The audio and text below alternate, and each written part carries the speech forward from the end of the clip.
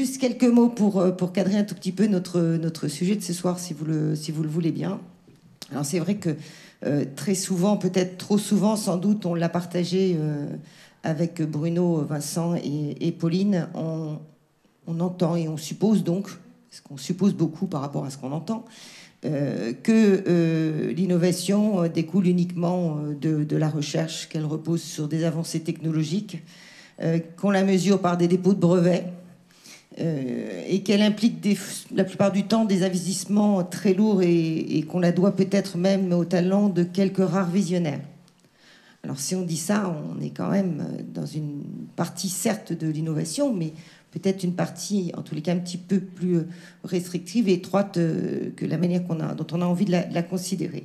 Donc on se dit que nous, pourtant, l'innovation, c'est pas la créativité, ou tout du moins pas que la créativité, pas non plus l'invention, ou pas que, pas la rupture non plus, ou pas que, encore une fois, la rupture, et pas non plus la technologie, ou tout du moins on ne veut pas s'enfermer dans cette idée que l'innovation est uniquement technologique.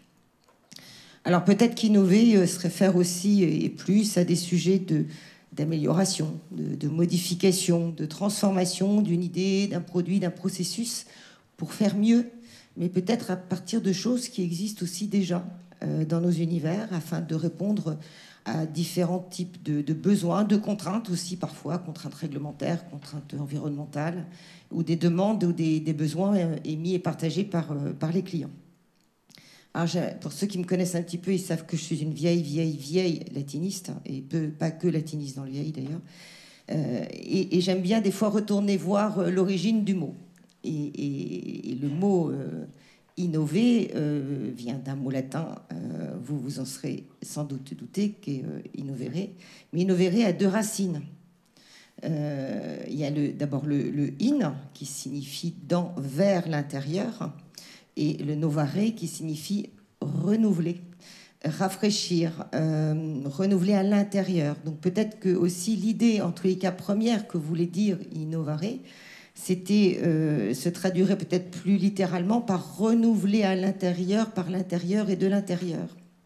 Comme si on n'est pas du tout dans un sujet finalement, si on en vient à sa racine, à un sujet de rupture, mais à bien quelque chose qu'on travaille. Donc si l'innovation était aussi du coup le moyen de ressourcer dans cet esprit-là et dans ce sens premier du terme, de ressucer notre territoire pour l'avenir et comment est-ce qu'on peut, à notre niveau, y contribuer. Donc pour un premier regard et une première intention, j'appelle Samia Soultani, qui est cofondatrice et présidente de cette toute jeune association Innovons la Mayenne en action. Bonsoir à toutes et à tous. Alors, Samia, 2-3 questions pour que tu puisses nous décrire le sujet. Est-ce que tu peux déjà nous redire pourquoi cet intérêt est-il chez toi aussi prononcé pour le sujet de l'innovation ? Pour plusieurs raisons, parce que tout d'abord, j'ai un parcours d'ingénieur, de chercheur, et c'est vrai que l'innovation, c'était mon travail, d'améliorer les rendements, d'améliorer les performances d'un procédé, d'améliorer les propriétés d'un produit. Et puis, il y a aussi mon mandat, parce que j'ai depuis quelques années assisté à des réunions. J'ai été dans plusieurs quartiers à Laval et dans le département, et je me rends compte que l'innovation nous entoure, et l'innovation est partout. Contrairement à ce que parfois on peut en percevoir, parce que, comme tu le disais tout à l'heure, on a l'impression que l'innovation tourne autour des technologies, alors qu'en fait, on peut avoir des innovations qui sont peut-être petites, mais qui apportent énormément de choses dans le quotidien des Mayennais. Et puis, de par mes origines, je viens d'un pays où on se débrouille tout seul. C'est le système D. Et avec ce parcours, je me suis rendu compte qu'en fait, le système D, c'est une forme d'innovation. C'est quand on prend le temps de regarder ce qui se passe autour de nous, on essaie d'améliorer le quotidien des gens. Et voilà, pour moi, l'innovation fait partie de mon quotidien depuis quelques années déjà. Donc on voit bien, on touche du doigt bien ce qui, tout au long de ton parcours, a presque infusé ce sujet de l'innovation en toi. Mais pourquoi innovons en Mayenne ?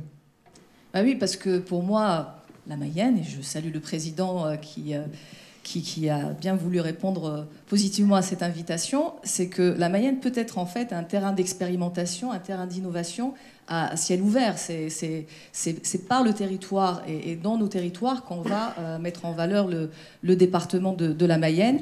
Et au-delà d'un lieu ou d'un espace, en fait, un territoire a un rôle majeur dans les projets d'innovation, puisqu'il assure le lien, les interactions entre les différents acteurs, les différents talents de notre territoire. Et pour moi, c'est important de mettre en valeur notre département parce que, et on va le dire tout à l'heure en fin de soirée, il a une histoire. Et il a une histoire en lien avec l'innovation qu'on aimerait aussi valoriser. Si on descend un tout petit peu en granularité, est-ce que tu peux expliquer à nos invités les objectifs, mais plutôt opérationnels? Qu'est-ce qu'on va faire ou pas faire, en fait, dans cette association? Alors concrètement, ce qu'on souhaite faire, c'est mettre en avant les talents.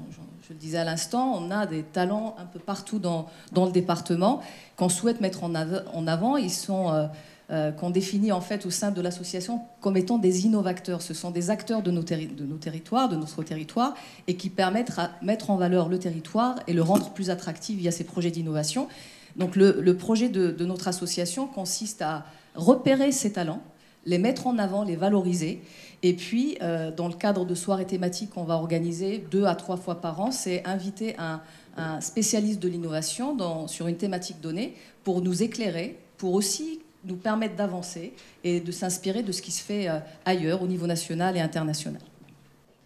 Et du coup, elle s'inscrit finalement dans le paysage des autres acteurs de l'innovation. Oui, bien sûr.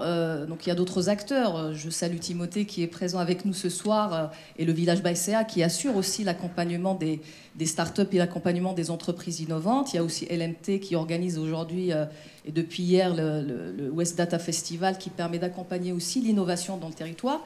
Mais en fait, on est un acteur associatif qui vient compléter le paysage des acteurs qui accompagnent l'innovation sur le territoire pour démultiplier les actions et identifier parfois des talents qui sont très discrets, qui ne se rendent même pas compte qu'ils font de l'innovation. Donc l'idée, c'est de mettre en avant un maximum de talents mayennais pour valoriser leur action et, de par cette action, valoriser le territoire. Merci. Et tout le monde peut être membre de l'association Oui, tout le monde. On le voit ce soir, et je suis contente de voir en fait des acteurs de l'innovation qui viennent avec des parcours différents. On a des acteurs qui issus des associations, des industriels, des consulaires aussi présents aujourd'hui. Et on le voit par la diversité du public présent que tout le monde peut accompagner l'association. Je salue également les parrains, la marraine qui sont avec nous ce soir et qui vont témoigner de leur parcours d'innovation. Tout le monde peut faire partie de cette innovation. Donc, on compte sur vous pour repérer ces talents, pour qu'on puisse les mettre en avant à l'occasion de nos soirées thématiques et qu'on puisse valoriser et les talents et le territoire de la Mayenne. Merci beaucoup, Samia. Merci, Isabelle. À tout à l'heure.